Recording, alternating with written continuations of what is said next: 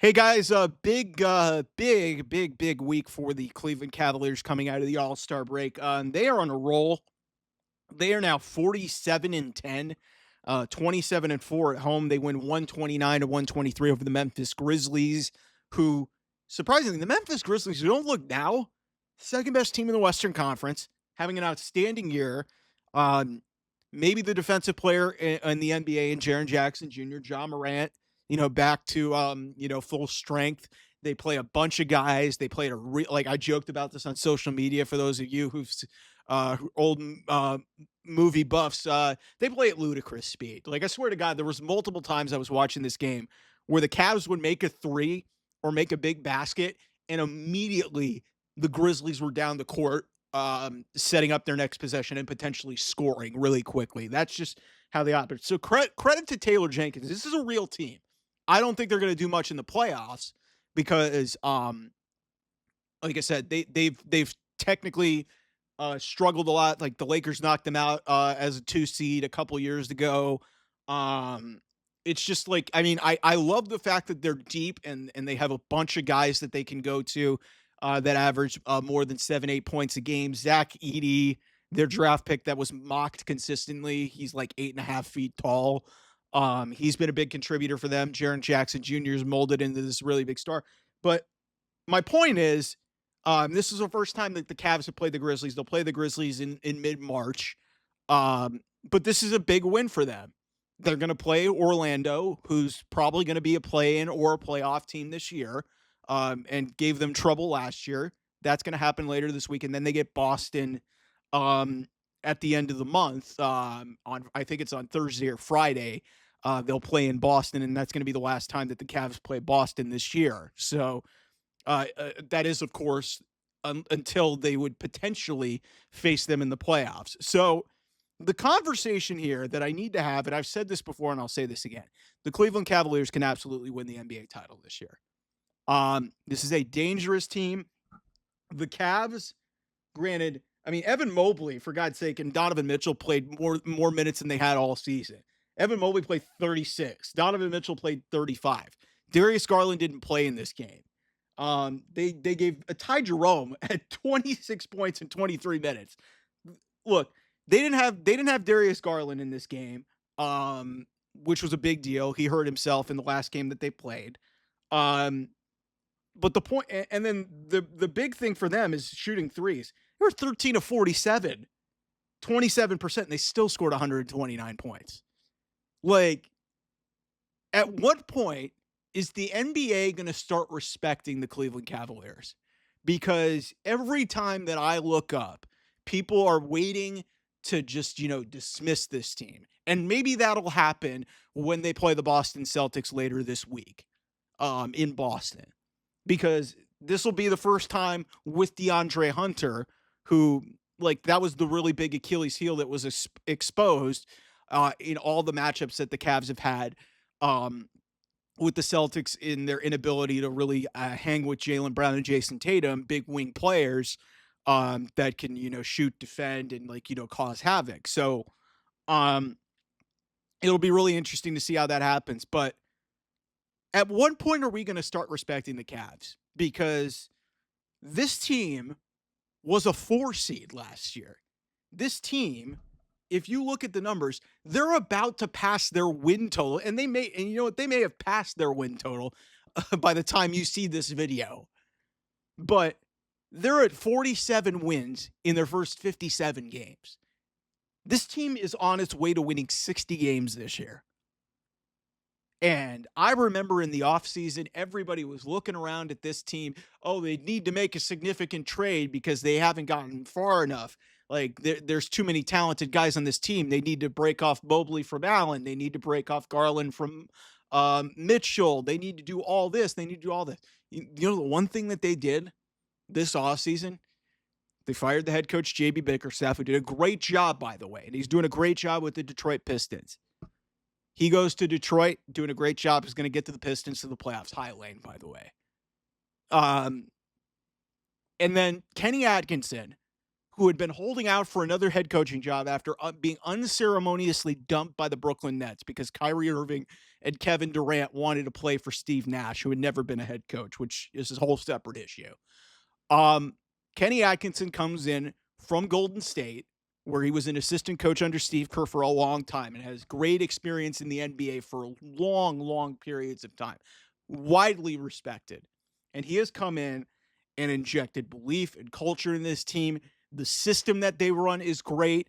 They have multiple guys that they can count on. Their depth is unbelievable. Like I told you guys in an earlier video that Evan Mobley's having the best season of his career. He's averaging under 30 minutes a game. Yet he went out there and played 35, 36 minutes against the Grizzlies in this game. So I hope that this stretch of games for the Cleveland Cavaliers is going to lead to something, more for this team. So let's crunch the numbers before I go here in terms of like schedule. So they've got a bunch of national TV games, and this is what I love about the NBA sort of flexing their games into thing. So they're going to be at Orlando on Tuesday. That's on TNT. That's a big deal. Then they play at Boston on Friday. That's the 28th. So that's a national TV game. Then they get Portland, then they get Chicago, then they get Miami, then they get Charlotte. Then they're at Milwaukee. Milwaukee's in the mix. Brooklyn could be a little bit of a tricky game. Then they get Memphis again. And then, March 18th.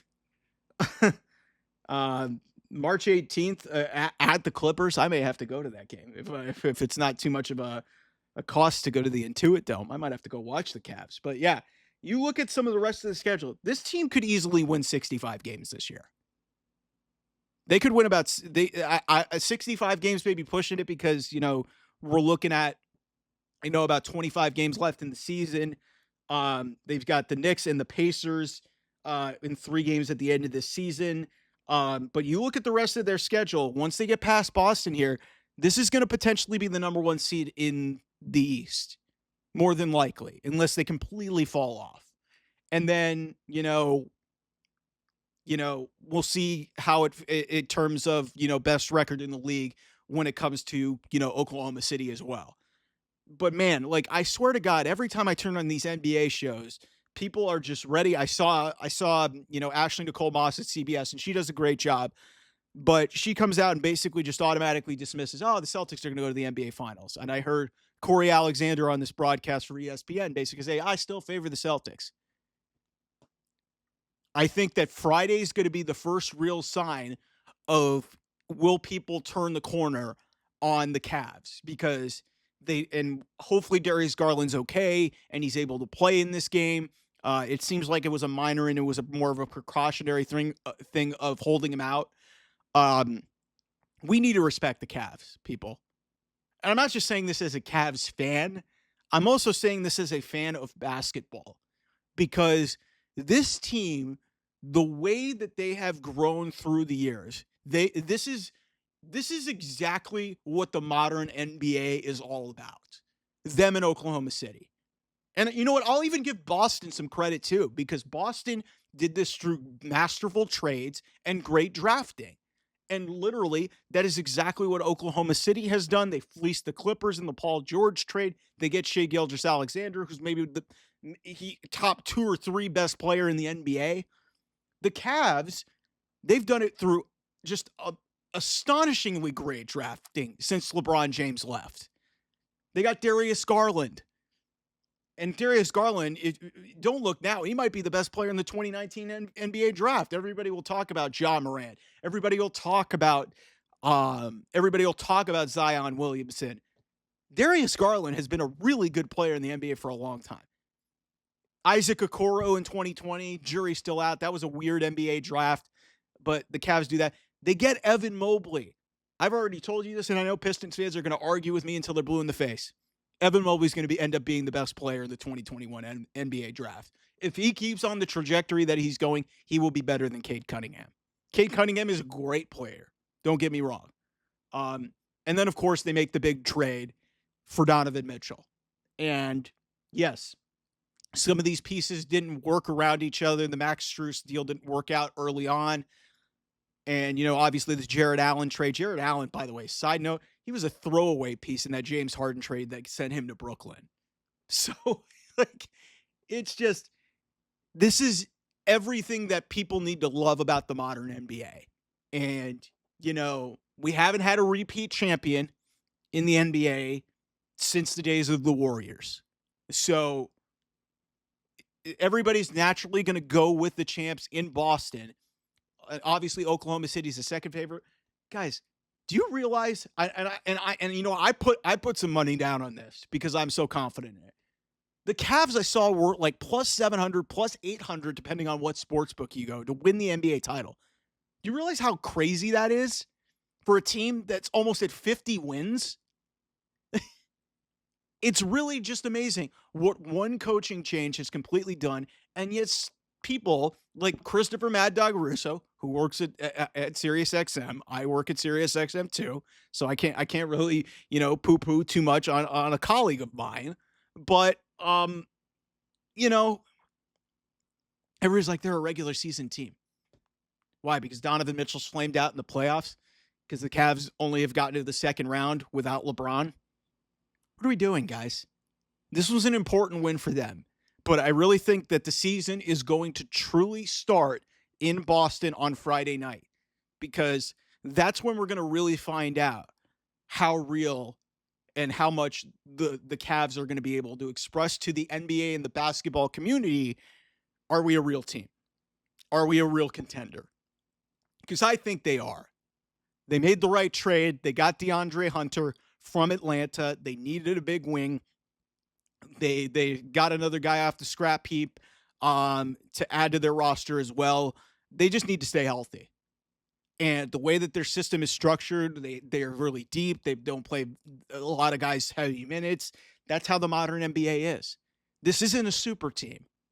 This is not a super team. This is a structurally, fundamentally, really well built basketball team that has a really good coach in Kenny Atkinson, who is definitely, I would be stunned if Kenny Atkinson is not the coach of the year in the NBA this year. I would be shocked, flabbergasted if Kenny Atkinson does not win coach of the year.